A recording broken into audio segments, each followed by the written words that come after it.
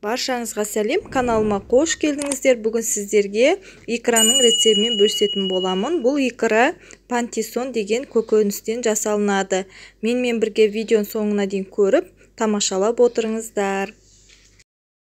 Икрамыздың құрамына керекті пантисон жақсылап жуып тазалап аламыз. Одан кейін қызанағымызды жуып тазалап аламыз. Кәді, кабачок және ұрығын алып тастаймыз және қабығын ажыратып аламыз. Сәбіз қажет болады, пияз және де сарымсақ қажет болады. Одан базиликтің жапырақтарын қолданатын боламын. Келесі уксус 70%, дәміне қарай тұз, сұйық май және қант қажет болады. Кәдімізді ұрығынан тазалап, сыртына қабығынан ашып алдық, яғни кабачок деп атайды. Келесі міне пантисон. Бұл пантисон деп атайды. Көргендер болса білетін шығар. Пантисонды осылай дәл видеодағыдай ұрығын алып тастаймыз ішіндегі, сосын сыртындағы қабығын алып тастаймыз. Дәл қияр секілді дәмі. Көргендеріңіз болса комментарияға жаза кетіңіздер. Пантисонымызды жақсылап тазалап алдық. Келесі таза әрі бос ыдысымызды дайындап аламыз. Ет тартқышымызды дайындап аламыз. Кәдіні де ет тартқыштан өткіземіз. Жақсылап өткіземіз. Кәдіні ұсақтап тұрап алып, осылай ет тартқыштан өткізіп алатын боламыз. Кәдіні ет тартқыштан өткізіп алдым. Бос ыдысымызға әрі таза ыдысымызға салып, келесі пантисонды дәл видеодағыдай 4 бұрыштап тұрап, ет тартқыштан өткізіп алатын боламыз.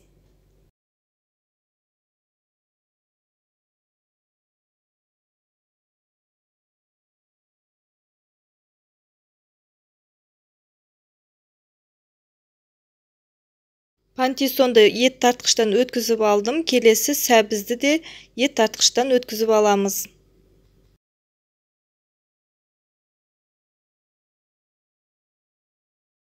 Сәбізімізді ет тартқыштан өткізіп алдық. Келесі базиликті жапырақтарын ғана жинап алып, осылай келесі осылай ет тартқыштан өткізіп жібереміз.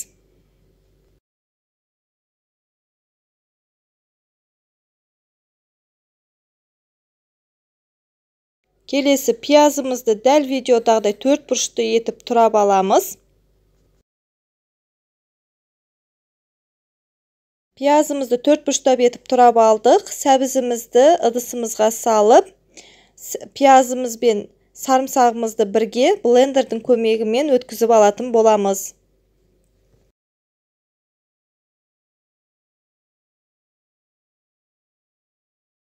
Дайын болған пиязымыз бен сарымсағымызды үстіне салып, қызанағымызды дәл видеодағыдай 4 бұрышты етіп тұраймыз.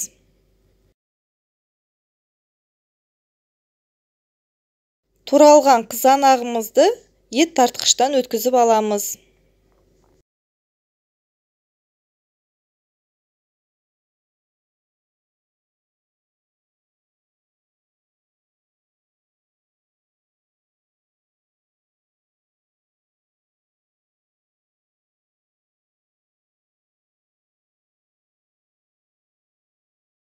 Қызанағымызды ет тартқыштан өткізіп алдық. Ыдысымызға құйып, жақсылап бір араластырып аламыз.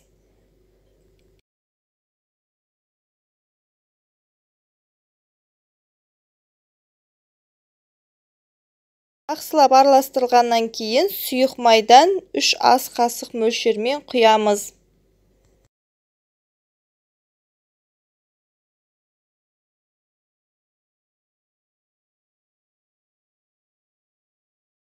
Дәл қызып тұрған пешке ыдысымызды қойып, салатымызды араластыра отырып, жақсылап қуырып аламыз.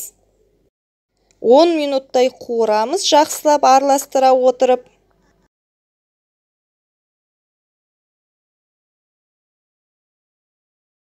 Он минуттан кейін бір кеседей қант салатын боламыз. Қантты салғаннан кейін жақсылап араластырамыз.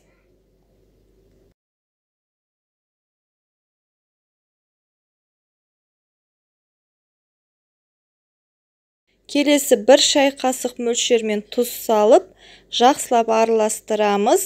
Жай отқа қойып араластыра отырып қуырамыз. Тұзды жақсылап араластырып алғаннан кейін 70% уксустан 2 шай қасық мөлшермен салатын боламыз. 2 шай қасық мөлшердің өз орнына 1 ас қасық мөлшерді қолдансаңыздар болады. Жақсылап араластырып аламыз. Араластыра отырып, жай отпен жарты сағатта пісіріп аламыз.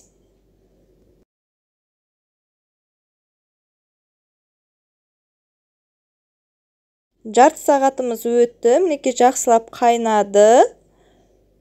Өте дәмді болып шығады, иісінен ақ білуге болады. Икрамыз толығымен дайын. Стерилденген банкілерімізді алдын ала стерилдеп, және де қақпақтарында ыстық суға буға қайнатып алдым.